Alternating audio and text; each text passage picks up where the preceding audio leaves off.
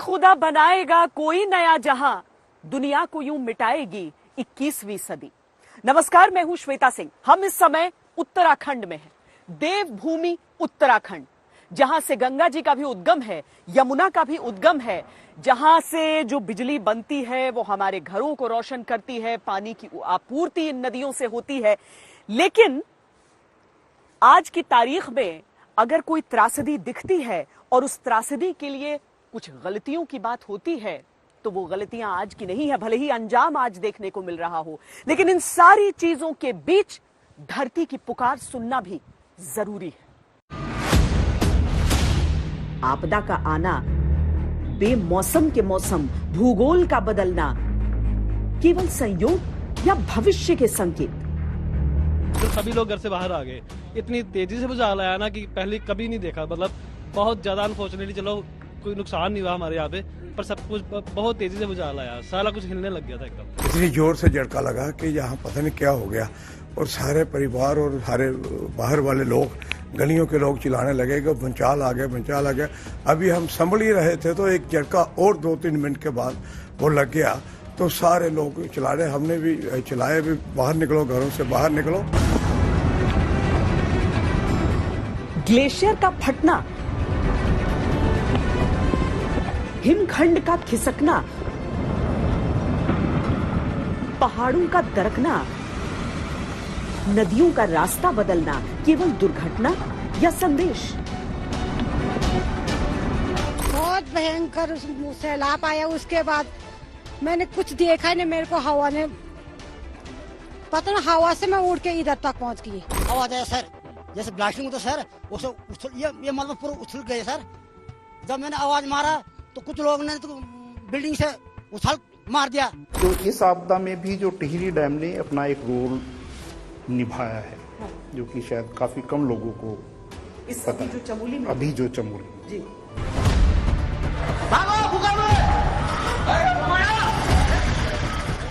ये धरती की पुकार है, प्रकृति का अलार्म है। ये संकेत आज के नहीं, धरती बोल रही है। इस संदेश को समझना होगा।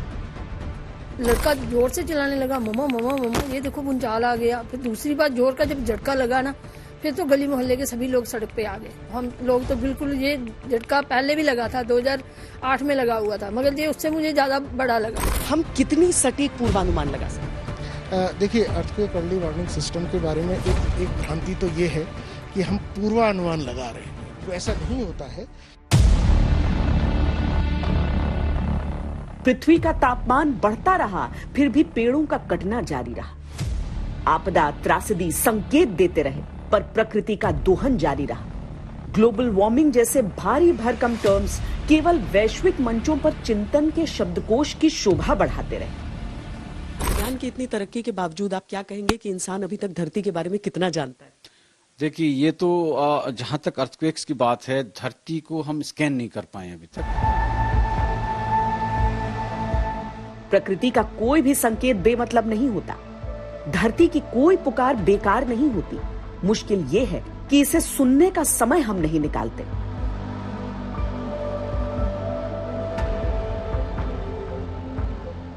जो प्रोजेक्ट्स चल रहे हैं, उनमें कोई एक्सप्लोजन ट्रिगर किया गया हो जिससे हुआ हो ऐसा?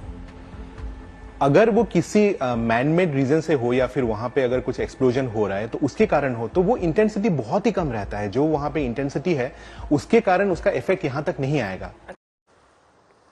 अलग अलग पहाड़ों की संरचना अलग होती है। जैसे कश्मीर के पहाड़ काफी ठोस होते हैं, हिमाचल के पहाड़ अलग हैं, उत्तराखंड के पहाड़ आप देख लीजिए या पूर्वोत्तर के पहाड़ आप देख लीजिए। लेकिन पहाड़ी इलाकों में धरती के नीचे की जरा सी हलचल से बहुत कुछ बिगड़ सकता है।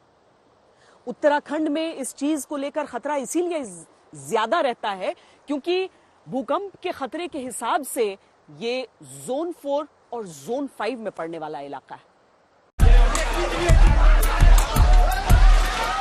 धरती हिली तो दिल दहल गए। जिसको जैसा समझ आया उसने घरों से बाहर की तरफ दौड़ लगा दी। पूरे उत्तर भारत में करंट की रफ्तार से हड़कंप मच गया। भूकंप का केंद्र तजाकिस्तान में जमीन के 74 किलोमीटर नीचे था, लेकिन 6.3 रिक्टर स्केल की यह तीव्रता इतनी थी कि भारत में दिल्ली एनसीआर थरथरा उठा। हरियाणा, पंजाब, राजस्थान, उत्तराखंड, उत्तर प्रदेश, गुजरात, जम्मू कश्मीर सब के सब कांप उठे। अचानक से वो हिला, हम डर के बाहर आए तो बाहर देखा सब जो है भी लगी हुई है, इधर भी लगी हुई थी, तो हम बाहर आए तो सब फिर झटके महसूस हुए थे। तेजी ना 2 बारी झटके लगे, बड़ी तेज ना। भूकंप के झटके आ गए, झटके इतने जोर आ गए, हमें शॉक लगा के अचानक से इतने हो गए कि पूरा जो मोहल्ला है वो उठ गया, तो अभी डर महसूस कर रहे हैं। पहले खबर आई थी कि भूकंप के 2 केंद्र थे और दूसरा केंद्र पंजाब के अमृतसर के पास था। नेशनल सेंटर फॉर सीस्मोलॉजी की ओर से जानकारी दी गई कि अमृतसर में रिक्टर स्केल पर भूकंप की तीव्रता 6.1 है। इस खबर ने पूरे देश में दहशत भर दी। कई तरह की आशंकाएं उठने लगी, लेकिन मौसम विभाग ने जल्द ही यह पुष्टि कर दी कि भूकंप सिर्फ तजाकिस्तान में आया था, अमृतसर में भूकंप का केंद्र नहीं था।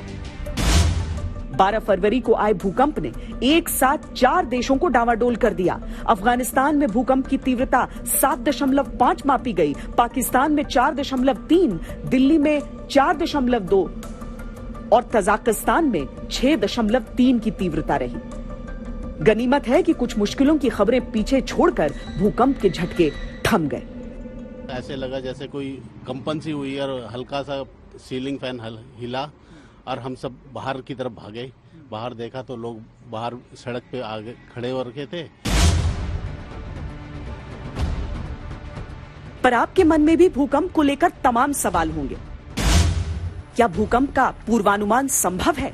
क्या पूर्वानुमान इतना समय हम लोगों को देता है कि हम बचाव के लिए कोई कदम उठा सकें? इन सारे सवालों का जवाब जानने के लिए हम पहुंचे आईआईटी रुड़की। आईआईटी रुड़की एक ऐसा संस्थान है जहां पर भूकंप पर शोध के लिए एक पूरा विभाग है। हिंदुस्तान में किसी और संस्थान में ऐसा नहीं होता। ऐसी कोई फैसिलिटी हमने कहीं और पर नहीं देखी है। इसका इतिहास क्या है? आप लोगों ने कब से शुरुआत की और ये अलग डिपार्टमेंट हमेशा रहा? हाँ, ये असल में 1966 से प्रोफेसर जयकिशन जी ने जो है डिपार्टमेंट की शुरुआत करी थी, जो है यहाँ पे से वहाँ पे से यूएस में जाके उन्होंने देखा था कि इस टाइप की फैसिलिटी है, इस टाइप का टेस्टिंग है जो कि कन्वेंशन सिविल इंजीनियरिंग स्ट्रक्चर में नहीं होता है। तो दैट जो है कि उस आइडिया को लेकर उन्होंने कहा कि एक सेपरेट डिपार्टमेंट होना चाहिए, क्योंकि India is earthquake prone country और आप अगर देखेंगे तो 55% आवर जो एरिया है वो आपका जोन 4 और 5 में लाइज करता है। तो दैट्स वाई जो है कि seismic studies is very very important. आइए हम आपको एक एक कर समझाते हैं कि पूर्वानुमान से लेकर बचाव तक यहाँ क्या बातें सामने आ रही हैं। ये हम लगभग जमीन के नीचे आ चुके हैं सर। ये यहाँ पर मॉनिटरिंग फैसिलिटी अपनी, अगर यही हम शब्दों में कह सकें, ये बनाने की जरूरत क्यों पड़ती है? क्यों आप लोग जमीन के नीचे? हाँ, क्योंकि जो अर्थक्वेक के जो सिग्नल्स हैं वो तो नीचे से आते हैं और ग्राउंड पर इतनी वाइब्रेशन होती है, चाहे वो ट्रेन की हो, बस की हो, इवन हमारे चलने की हो। तो उसमें क्या होता है कि उसको अवॉइड करने के लिए, ताकि हम खाली अर्थक्वेक के सिग्नल्स को रिकॉर्ड कर सकें, तो इसलिए ज़मीन से थोड़ा सा नीचे होता है। तो यहाँ हमने करीब 40 फीट नीचे लगाया हुआ है। 20 फीट ऑलरेडी हम आ गए हैं और 20 फीट ये वॉल्ट जो है और नीचे जा रहा है। तो इसकी वजह से हम खाली जो अर्थक्वेक्स रिकॉर्ड करते हैं वो पूरे ग्लोब के अर्थक्वेक्स हमारे रिकॉर्ड हो जाते हैं जो मैग्नीट्यूड 6 के। तो यहाँ पर किस तरह के उपकरण हमारे पास हैं वो भी हम एक नजर देखते हैं। ये क्या है सर? देखिए, ये साइस्मोमीटर्स है। जो साइस्मोमीटर होता है वो एक सेंसर होता है जो मैकेनिकल वाइब्रेशंस को आपके इलेक्ट्रॉनिक्स सिग्नल में चेंज कर देता है। तो यहाँ ये जो वॉल्ट है ये 20 फीट नीचे से आ रहा है और इसमें जो अर्थक्वेक के सिग्नल आ रहे हैं, जो वाइब्रेशंस आ रहे हैं, उनको ये मैकेनिकल सेंसर्स इलेक्ट्रॉनिक सेंसर में सिग्नल में चेंज करते हैं और उसको हम कंप्यूटर्स पर रिकॉर्ड कर लेते हैं। हम इसे देख कैसे सकते हैं कि रिकॉर्ड कैसे हो रहा है? ये तो आपको हम जो ऊपर एक स्क्रीन लगा हुआ है उस पर अगर आप देखेंगे तो जैसे ईसीजी चलता है बिल्कुल वैसे ही साइस्मिक सिग्नल्स रिकॉर्ड होते हैं और उनकी उसके बाद यहाँ प्रोसेसिंग करते हैं। तो नीचे के हिस्से में जो कुछ चल रहा था उसको यहाँ पर दर्ज किया जा रहा है सर?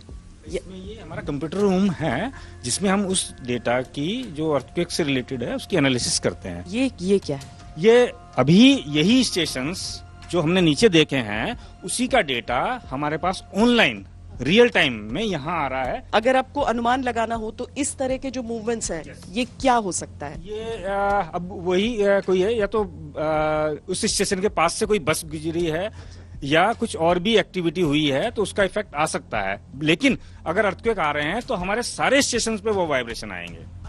इसको हम एक स्टेशन पे अगर है तो हम उसको बेस पे यही नहीं कह सकते कि अर्थक्वेक है। This is slope stability testing के लिए है, क्योंकि हिली एरिया में जो लैंडस्लाइड की प्रॉब्लम है या फाउंडेशन डिजाइन है उसमें स्लोप का बहुत बड़ा रोल है। So in the slope what happens कि स्लोप का एंगल कितना है और इसकी हाइट कितनी है, ये दो बहुत ज्योमेट्रिकल पैरामीटर है। उसके अलावा इसकी प्रॉपर्टी है। सो स्लोप जो होते हैं वो या तो मिट्टी के भी होंगे, जैसे ये मिट्टी का है, या रॉक का होता है, below rock. So next round में what we will do, we will put some rock down there and then test it. So what we do, we start here shaking. तो ये सेटअप तैयार करने के बाद हम इसको शेक करते हैं इससे। अच्छा, तो this is for earthquake excitation. इसमें जो शेकिंग है अभी तो वो हम टेक्निकल टर्म में कहते हैं कि हार्मोनिक एक्साइटेशन लगाते हैं उसमें, साइनोसोडल वेव जो है। तो अर्थक्वेक की वेव को सिमुलेट करने के लिए हम इससे एम्पलीट्यूड सेटअप कर सकते हैं और फ्रीक्वेंसी भी सेट कर सकते हैं। जी।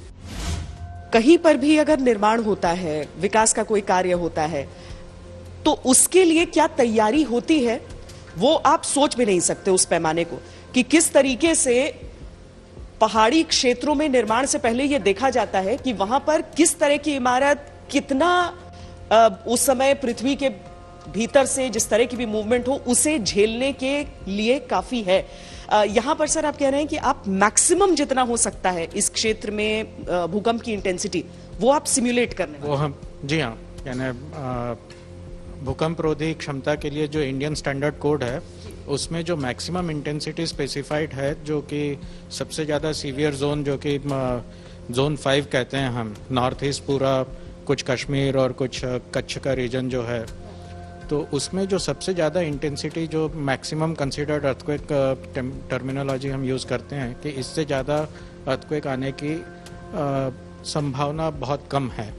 तो वो इंटेंसिटी का यानी जो ग्राउंड मोशन है वो हम यहाँ पे इस पे सिमुलेट करते हैं। यहाँ आप कितना करने वाले हैं, क्या करने वाले हैं? ये जो जैसे अर्थक्वेक के समय जैसे ज़मीन कांपती है, ज़मीन वाइब्रेट करती है, वो वाइब्रेशंस हम ग्राउंड वाइब्रेशन हम सिमुलेट करेंगे तो वो प्लेटफॉर्म पर, और वो प्लेटफॉर्म जस्ट जैसे कि कितने में मूव करेगा, जमीन जैसे मूव करेगी उस अर्थक्वेक में उस तरह से वो मूव करेगा।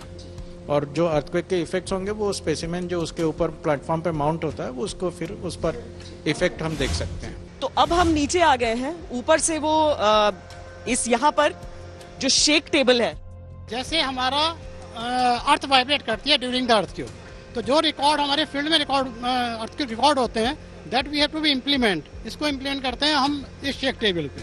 तो basically this shake table it is the piece of 3.5 metre by 3 metre 5 metre is your earth जो है। अब now it will be vibrate, जो है कि कैसे वाइब्रेट करें, ये एक टाइप से आप ये समझिएगा कि जैसे ये अर्थ वाइब्रेट कर रही है आपकी जो है इतनी 3 मीटर में, और मोशन सेम है जो हमने रिकॉर्ड करा है रियल के। हमने शेक टेबल देखा, लेकिन उसके आगे एक कदम आगे IIT रुड़की पहुंच चुका है। ये क्या निर्माण कर रहे हैं सर आप? जैसे आप कार मैन्युफैक्चरिंग यूनिट में कभी गई हो या कभी देखा हो, तो जैसे हम क्रश टेस्ट करते हैं जो कि एक अल्टीमेट टेस्ट होता है कि क्रश टेस्ट की मतलब उसके बाद में जो है हम ये देखते हैं कि कितनी हमारी उसकी रेजिस्टेंस कैपेसिटी है। उन द सिमिलर फैशन के अंदर we have to be tested the model under the impact, और अगर ये डैमेज होता है तो क्यों डैमेज हुआ, उसके बाद में फिर एनालाइज करते हैं, then we have to make another model. Earthquake resistant निर्माण जिसकी बात हम करते हैं हमेशा, वो हर क्षेत्र के लिए अलग होती है, और आप लोग इस जो सबसे खतरनाक क्षेत्र है उसके लिए तैयार, उसके लिए हम बहुत सीवियर मतलब उस मोशन के लिए कि जितना भी मैक्सिमम हम प्रेडिक्ट कर सकते हैं कि इतना मोशन या इतना फोर्स आ सकता है स्ट्रक्चर पे, वो हम उसके कंडीशन में उसको टेस्ट करते हैं।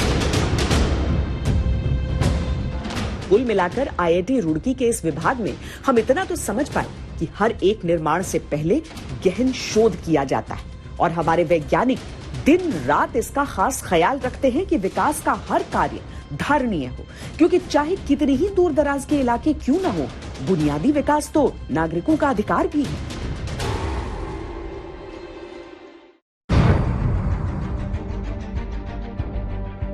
भूकंप को मापने के लिए भारत को जिन जोन 2, जोन 3, जोन 4 और जोन 5 में बांटा गया है, राजधानी दिल्ली और उसके आसपास का इलाका जोन 4 में आता है। ये वो जोन है जहां 7.9 तीव्रता तक का भूकंप आ सकता है। भारत में ये जोन दिल्ली, एनसीआर, जम्मू कश्मीर, हिमाचल प्रदेश, उत्तर प्रदेश, बिहार और बंगाल के कुछ इलाके तक आते हैं। जहां तक उत्तराखंड का सवाल है तो वहां का हर इलाका बेहद संवेदनशील है और सीस्मिक जोन के हिसाब से 4 और 5 के क्षेत्र में शामिल है। उत्तराखंड के पहाड़ों को अगर हम समझने की कोशिश करें और उस सीस्मिक जोन को देखें, कितना बड़ा खतरा हमेशा वहां मंडराते रहे? देखिए, जैसा कि आप देख रहे हैं मैप में, ये जो जितना भी रेड एरिया है, including north east and Andaman Nicobar islands, north Bihar और ज़्यादातर हिस्से हैं उत्तराखंड के, कुछ हिमाचल प्रदेश, कुछ जे&के और कच्छ रीजन, ये सब जोन 5 है जो कि मोस्ट अर्थक्वेक प्रोन एरिया है। दूसरे नंबर पे जो आप ऑरेंज कलर देख रहे हैं, ये सो ऑरेंज और रेड मिला के आपका हिमालयन पूरा रीजन जो है, हिमालय उसी में आता है। जो ऑरेंज पूरा दिल्ली का एरिया भी आ जाता है। बिल्कुल, दिल्ली भी जोन 4 में है और इस एरिया में हमेशा आशंका बनी रहती है अर्थक्वेक्स की।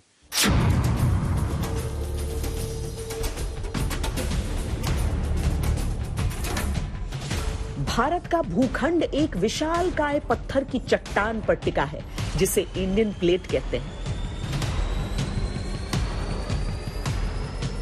इंडियन प्लेट धीरे धीरे उत्तर की ओर खिसक रही है, जो तिब्बत की प्लेट से लगातार टकरा रही है। इन दोनों प्लेटों के टकराने के कारण हिमालय का क्षेत्र भूकंप के लिए काफी संवेदनशील हो गया है। तो ये जो रेड डॉट्स आप बता रहे हैं, जो आपने मैप किया है इस पर, ये क्या सिग्निफाई कर रहे हैं? कौन से अर्थक्वेक्स के बारे में बता रहे हैं? ये देखिए 6 मैग्नीट्यूड एंड अबव है। अच्छा। और 1990 के बाद के अर्थक्वेक्स हैं ये। जैसा कि आप देख रहे हैं, उत्तराखंड में 2 अर्थक्वेक्स हुए हैं, जो उत्तरकाशी और एक चमोली अर्थक्वेक, और ये जो है ये लातूर अर्थक्वेक है और ये भुज अर्थक्वेक जो 2001 में हुआ था। सीस्मिक जोन 5 में होने का मतलब सीधे तौर पर सामान्य भाषा में क्या हो जाएगा? सिस्मिक जोन 5 का, जैसे मैंने बताया, हाईएस्ट अर्थक्वेक प्रोन एरिया है। सिस्मिक जोन 4 उससे नेक्स्ट है, फिर 3 है, फिर 2 है। 2 is the least earthquake prone area. Jawaharlal Nehru centre of advance scientific research में प्रोफेसर सीपी राजेंद्रन ने 2018 में एक रिसर्च पेश की। इसके अनुसार साल 1315 और 1440 के बीच भारत के भाटपुर से लेकर नेपाल के मोहाना खोला तक 600 किलोमीटर लंबी सीस्मिक गैप बन गई थी। 600-700 सालों से ये गैप शांत है, लेकिन इस पर लगातार भूकंपीय दबाव बन रहा है। हो सकता है कि ये दबाव भूकंप के तौर पर सामने आ रहे हों। अगर यहां से भूकंप आता है तो तीव्रता बहुत अधिक हो सकती है। हाल ही में चमोली में भूकंप तो नहीं आया, लेकिन कुदरत के निजाम के कुछ बेहद चौंकाने वाले तथ्य मिले। चमोली में जो हादसा हुआ, आखिर किस वजह से हुआ? क्योंकि शुरुआत में ऐसा कहा गया कि ये एक ग्लेशियल बर्स्ट है, लेकिन उसके बाद बाकी जो चीजें थी उन्हें भी पूरी तरीके से खारिज नहीं किया गया, और इसीलिए वैज्ञानिकों की एक पूरी टीम लगी हुई है ये जानने में कि हुआ क्या है। और इस सब के बीच ये सवाल उठने लगे कि क्या जो निर्माण का काम वहां हो रहा है या फिर जो अलग अलग बिजली परियोजनाएं हैं उसके कारण कुछ हुआ है। वैज्ञानिकों की जो राय है उसके जरिए इस हादसे को समझना बहुत जरूरी है।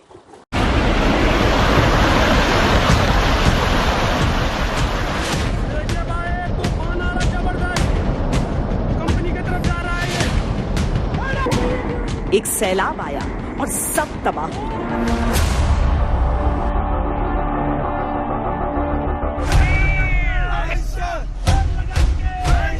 जो जिंदा बचे वो जिंदगी को शुक्रिया कहते थक नहीं रहे।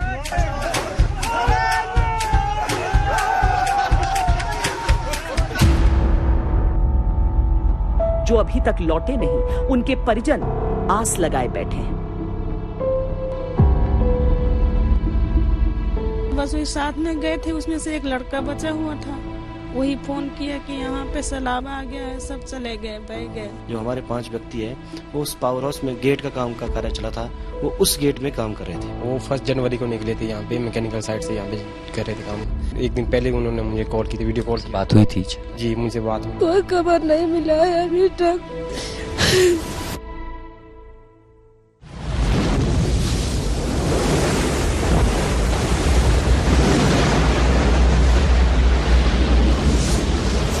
उत्तराखंड का चमोली, यहीं पर जोशीमठ में 7 फरवरी की सुबह 10:30 बजे बड़ा हादसा हुआ।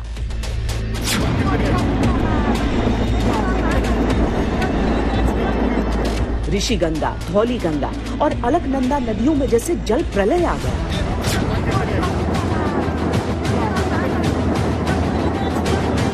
एनटीपीसी की 2 पनबिजली परियोजना तपोवन विष्णुघाट और ऋषिगंगा परियोजना को भारी नुकसान पहुंचा। परियोजनाओं से जुड़ी सुरंगों में पानी भर गया, मजदूर वहां फंस गए। इसके अलावा इस सैलाब का पहला प्रभाव पड़ा था जोशीमठ के रैणी गांव, जहां त्राहिमाम मच गया। तो हमें पूरे गांव को डरा है, पूरा भयभीत है गांव, क्योंकि हम तो पहली बार देखी, हम तो अभी ये देखे हैं। और हमने तो पहले भी सरकार से गुहार लगाई थी कि हमें विस्थापन दिया जाए, कि अंदर ऐसा ना हो कि लेकिन हमारी कोई सुनवाई नहीं हुई। देवभूमि में इस त्रासदी से हर एक की रूह कांप गई। लेकिन ये त्रासदी थी क्या? क्या इंसान की गलतियों की सजा या कुदरत का कोप? ये गहराई से समझने के लिए हम आईआईटी रुड़की पहुंचे। एक्चुअली बहुत सारे थ्योरीज आ रहे हैं और अभी भी कोई भी थ्योरी अब तक कंक्लूसिव नहीं है कि उस दिन क्या हुआ था। मैं आपको कुछ एविडेंसेस दिखाऊंगा जो मुझे लगता है सैटेलाइट इमेज से जो हुआ था। तो पहला थ्योरी आप जो कह रहे हैं कि क्या वो ग्लेशियर लेक आउटबर्स्ट फ्लड है या फिर ग्लेशियर वाला कोई झील के टूटने के कारण हुआ या फिर वो ग्लेशियर के टूटने के कारण हुआ है। तो अगर हम देखते हैं तो ये जो 3 कैचमेंट है, ये सरस्वती कैचमेंट है, ये धौलीगंगा कैचमेंट है और ये ऋषिगंगा। जो इवेंट हुआ था वो ऋषिगंगा कैचमेंट में हुआ था और ये उसका प्रोबेबल जो है लोकेशन है जहां स्टार्ट हुआ था। ये रेनी विलेज है और ये तपोवन हाइड्रो पावर प्रोजेक्ट है। इसरो को अमेरिकन प्राइवेट सैटेलाइट कंपनी से हादसे की कुछ तस्वीरें मिली हैं। तस्वीरों से चौंकाने वाली बातें सामने आई। तस्वीरों के विश्लेषण से पता चलता है कि चमोली में धौलीगंगा नदी के स्रोत नंदा देवी के पहाड़ों पर पिछले 2 फरवरी से 5 फरवरी तक भारी बर्फबारी हुई थी। इसके चलते पहाड़ों पर बर्फ जमा हो गई। जब 6 फरवरी को मौसम खुला तो बर्फ का पूरा हिस्सा नीचे खिसक गया, जो कि सैटेलाइट इमेज में दिख रहा है। हालांकि जांच अभी शुरुआती दौर में है, वैज्ञानिक हर एंगल से पड़ताल कर रहे हैं। पहली थ्योरी ये है जो सबसे ज्यादा कहा जा रहा है कि क्या ये एक ग्लेशियर फटने की वजह से हुआ, चाहे अब हम उसे ग्लोफ कहें या फिर ग्लेशियर टूटना कहें, क्या ये संभव है? पहला थ्योरी जो आप कह रहे हैं कि ग्लेशियर लेक आउटबर्स्ट फ्लड वाला थ्योरी है, उसको अगर हम देखें तो इस बेसिन में अगर हम नजर डालते हैं इस साइड में, ना कि इस साइड में, तो यहां जो है एक लेक यहां पे है, इस लोकेशन पे है, जो कि रेनी विलेज से करीब 30 किलोमीटर दूरी पे है। और ये फिलहाल मुझे इंटैक्ट नजर आ रहा है सैटेलाइट इमेज में। यहां मुझे कुछ भी नजर नहीं आया कि कुछ हुआ है। और ये एक ही लेक है, जो अगर ग्लोफ की थ्योरी हम कर रहे हैं तो जी हाँ, मतलब एक ही ग्लेशियर लेक है जो एक प्रोबेबल आसपास, नहीं लेक्स तो है लेकिन जो प्रोबेबल आसपास लेक है जो यही है, हमें लग रहा था, लेकिन इसमें ये इंटैक्ट है। बाकी ग्लेशियर के ऊपर बहुत छोटे छोटे लेक्स होते हैं जिसको हम सुप्रा ग्लेशियर लेक्स भी कहते हैं, उनके भी फटने की हमें कोई नजर यहाँ पे हमें एविडेंस मिला नहीं है। उसका रीजन ये है कि एक विंटर सीजन है। विंटर सीजन में सारे लेक्स या तो वो फ्रोजन है, बर्फ में कन्वर्ट हो गया है, या फिर वो पार्शियली फ्रोजन है, हाफ जो है बर्फ और पानी का मिक्सचर है। लेकिन कोई भी यहाँ पे जो है, और उसका ट्रिगरिंग मैकेनिज्म अलग अलग होता है कि वो अर्थक्वेक के कारण हो सकता है, एवलांस के कारण हो सकता है, या कोई और कारण से हो सकता है। तो हमें कुछ भी यहाँ एविडेंस मिला नहीं कि ऐसा कुछ यहाँ पे हुआ है। जो एविडेंस हमें मिला है वो इस इमेज में हमें मिल रहा है, वो ये है कि यहाँ पे आपको एक जो है प्लूम का जो है पैच नजर आ रहा है, जो कि एक डस्ट प्लूम की तरह। 7 तारीख सुबह 10:30 बजे। करेक्ट। तो ये प्लूम हमें नजर आ रहा है। उसका मतलब ये है कि पूरे बेसिन में और कुछ है नहीं, यहीं पे है जो भी है। तो स्टार्टिंग शायद यहां से हुआ है और फिर ये इस कोर्स में मूव किया है और ये इधर गया है। अगर हम उसी को हम 7 तारीख की 10:58 AM में हम देखते हैं, करीब 20 मिनट बाद, तो यहाँ पे जो है वो क्लैरिटी आ गया, यहाँ पे कोई प्लूम नहीं है, प्लूम यहाँ पे अब है, इस जोन पे है। तो उसका मतलब है कि 20 मिनट में यहाँ पे जो है वो सेटल डाउन हो गया है और ये आगे की तरफ मूव कर रहा है। तो ये है कि करीब 10 से 10:30 बजे के बीच में कुछ हुआ था, जिसके कारण ये पूरा इंसिडेंस हुआ। दूसरी थ्योरी ये कहा जा रहा है कि क्या ये एक मैनमेड डिजास्टर, यानी कि वहां पर जो टनल्स हैं, जो हाइड्रो पावर प्रोजेक्ट्स हैं, क्या उसकी वजह से ऐसा संभव है कि कुछ एक्सप्लोजन्स हुए हों और उसकी वजह से ट्रिगर हो गया हो? अगर वो किसी मैन मेड रीजन से हो या फिर वहां पे अगर कुछ एक्सप्लोजन हो रहा है तो उसके कारण हो तो वो इंटेंसिटी बहुत ही कम रहता है। जो वहां पे इंटेंसिटी है उसके कारण उसका इफेक्ट यहां तक नहीं आएगा। अच्छा। बहुत ही आसपास ही वो रहेगा और बहुत ही कम इंटेंसिटी का होता है, छोटा मोटा वो होता है, तो उसके कारण तो बिल्कुल भी नहीं हुआ। जितने भी एविडेंस है वो तो पूरा नेचुरल हमें लग रहा है यहाँ। तीसरी थ्योरी ये कि क्या ये एवलांच था, कोई हिमस्खलन आया जिसकी वजह से वहां पर डेब्री आया और बाद में बहकर हमने देखा कि इस तरह की आपदा। एवलांच कैसा आता है? एवलांच के बहुत सारे रीजन है। मैं बिल्कुल लेमन की लैंग्वेज में अगर कहूं तो कोई भी एक स्लोप है, उस स्लोप में कुछ भी मटेरियल है, वो मटेरियल तब तक नहीं मूव करेगा जब तक उसके एंगल ऑफ रिपोज जो है डिस्टर्ब नहीं हुआ। एंगल ऑफ रिपोज मतलब मैक्सिमम एंगल जिसमें वो सामान वहां पे रह सकता है। जैसे उसके ऊपर कुछ ज्यादा मटेरियल आ गया तब वो मूव कर सकता है। दूसरा थ्योरी ये हो सकता है कि अगर यहाँ नीचे थोड़ा सा वो वेटनेस है कि वाटर है, वेटनेस है, लुब्रिकेंट है, तब वो मूव कर सकता है, या उस तरह से, या फिर टो कटिंग हुआ तब वो मूव कर सकता है। तो बहुत सारे थ्योरीज है जिसके कारण वो मूव कर सकता है। अब हमें एग्जैक्टली नहीं पता है, ये मॉडल करने के बाद ही पता चलेगा कि ये नीचे क्यों मूव किया है, अगर ये मूव किया है तो। और अगर ये कितना बड़ा हिस्सा आपको लग रहा है? ये लगभग 1 स्क्वायर किलोमीटर से कम है। कोई भी हादसा इसीलिए कहलाता है क्योंकि वो अचानक होता है, लेकिन अगर दुर्घटना का एहसास पहले से हो, यानी उसके संकेत मिल रहे हो और फिर भी उसके बारे में कुछ किया न जा रहा हो, तब क्या कहा जाए? ऋषिगंगा में जो कुछ हुआ है उस चीज को लेकर कई साल पहले से वहां के जो स्थानीय गांव वाले हैं वो संकेत दे रहे थे, और सिर्फ वो नहीं बल्कि जो जानकार हैं उनकी भी राय इस पर बहुत स्पष्ट थी।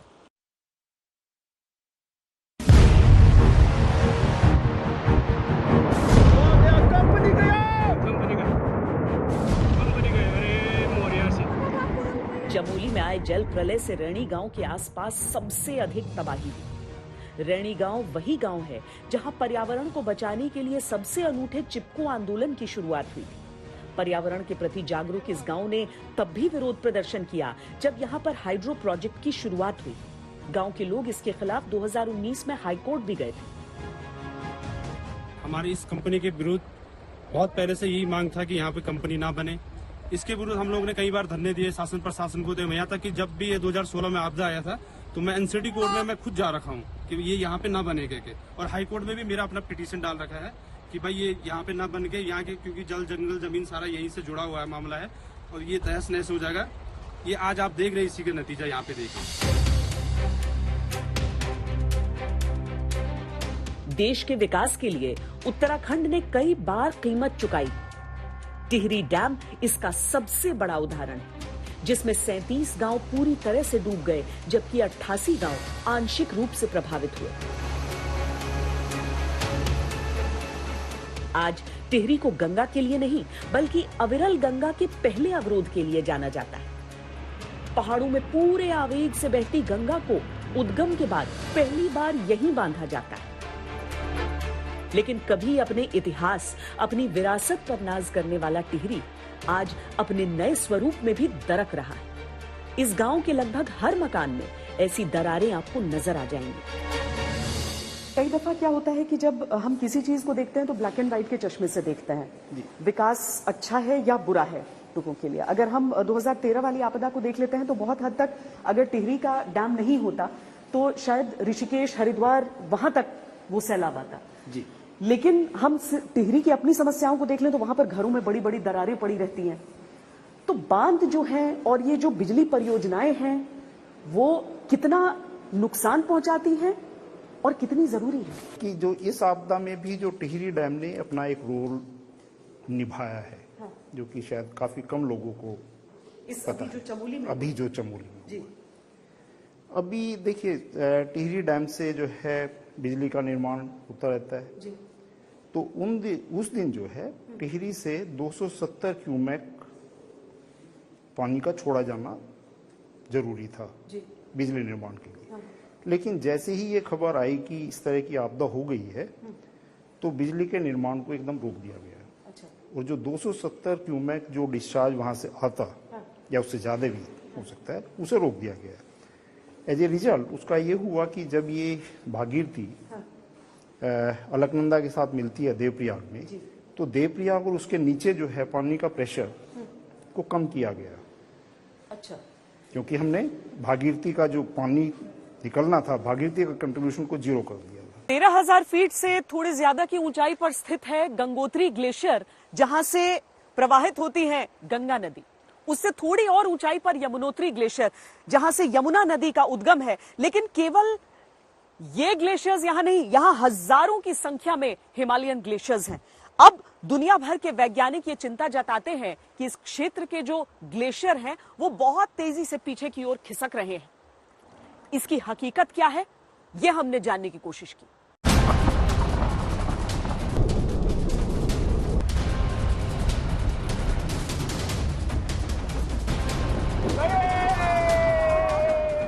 दुनिया में जितनी भी जमीन है उसके 10% हिस्से पर ग्लेशियर हैं। ग्लेशियर उतने ही जरूरी हैं जितनी साफ हवा और पानी। ये मीठे पानी के सबसे बड़े स्रोत हैं, उपजाऊ जमीन के वाहक हैं, नदियों की प्राणवायु हैं। गंगा नदी का प्रमुख जल स्रोत गंगोत्री ग्लेशियर है, जो उत्तराखंड से लेकर बंगाल तक की जीवन रेखा है। हमने गंगोत्री समेत भारत के तमाम ग्लेशियर्स की प्रकृति को समझने के लिए आईआईटी रुड़की के अनुभवी प्रोफेसर से बात की। ग्लेशियर एक slow moving body of ice है, तो जैसे ही वो नीचे की तरफ मूव कर रही तो उसमें वेलोसिटी जो है, उसकी जो वेलोसिटी है वो अलग अलग जगह अलग अलग है, कहीं ज्यादा है कहीं कम है। ठीक है, तो उस कारण से क्या होता है कि उसमें अलग अलग तरह की जो दरारें पड़ते हैं, जिसको हम क्रिवासिस कहते हैं।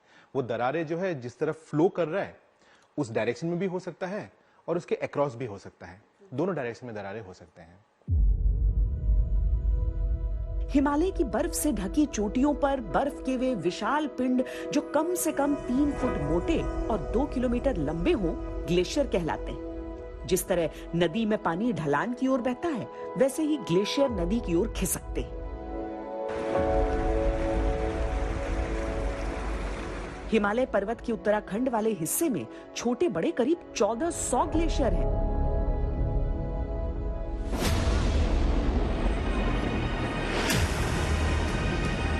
नीति आयोग ने 3 साल पहले जल संरक्षण पर रिपोर्ट तैयार की थी, जिसमें कहा गया था कि हिमालय से निकलने वाली 60% जलधाराओं में पानी की मात्रा कम हो रही है। 1 दशक पहले जलवायु परिवर्तन पर गठित अंतर्राष्ट्रीय पैनल आईपीसीसी ने दावा किया था कि बढ़ते तापमान के चलते संभव है कि 2035 तक हिमालय के ग्लेशियरों का नामो निशान मिट जाए। हालांकि ये दावा गलत निकला और संस्था को माफी भी मांगनी पड़ी। यूपीए सरकार में पर्यावरण मंत्री रहे जयराम रमेश ने वीके रैना के नेतृत्व में वैज्ञानिकों के एक दल को ग्लेशियरों की पड़ताल का काम सौंपा था। इस दल ने 25 ग्लेशियर्स को लेकर 150 साल के आंकड़ों को खंगाला और पाया कि हिमालय में ग्लेशियरों के पीछे खिसकने का सिलसिला काफी पुराना है।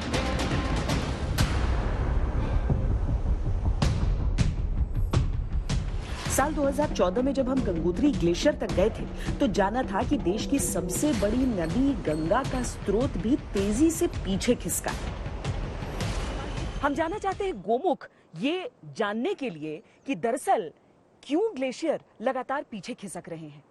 क्या यहाँ से जो पर्यटकों को जाने की इजाजत है, जिनमें इस वक्त हम भी शामिल हैं, 150 लोग जाते हैं, क्या 150 लोगों से पर्यावरण पर असर पड़ सकता है, या फिर वजह कुछ और है, जो जमीन पे चल रहा है उसका असर पहाड़ों पर भी हो रहा हो?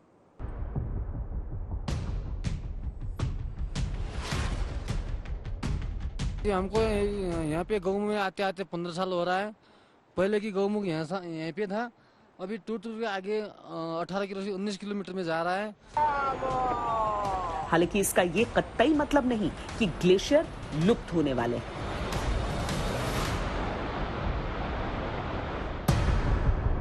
आपदाएं और अनहोनी को केवल ईश्वर की मर्जी मानकर स्वीकार करना है या धरती की पुकार को भी सुनना है, इसी पर निर्भर है कि हम किस दिशा में आगे बढ़ेंगे। यह हकीकत है कि प्राकृतिक आपदाओं पर इंसान का नियंत्रण नहीं है, लेकिन एक छोटी सी चीज जो हम कर सकते हैं कि प्रकृति से जब हम इतनी चीजें लेते हैं तो कम से कम उसे थोड़ी सी जिम्मेदारी तो दे दें। कैमरा पर्सन सैयद मोहसिन के साथ मुझे दीजिए इजाजत। देश और दुनिया की बाकी खबरों के लिए देखते रहिए आज तक।